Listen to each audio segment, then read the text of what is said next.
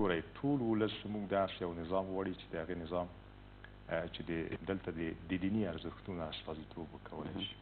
د اوسنی نظام همدغسې نماینده نظام دی. دغه د مشروعیت بحث هم چې ښاغلي میلمن په دې باندې تماس ونیوه، دلته د مشروعیت بحث له نورې دنیا سره فرق کوي. د حاکمیت مشروعیت سرچینه دلته دین دی، دموکراسي نه ده، او ټول ولس دلته دیني نظام غواړي. دا په ټول د تاریخ کې ثابته شوې ده. که تاسو د افغانستان تاریخ ته نظر وکړئ، د افغانستان په تاریخ کې ځینې وخت چې سیاسي بحرانونه زېږېدلي دي، د نظام په ماهیت باندې ملاحظې وي د ولس.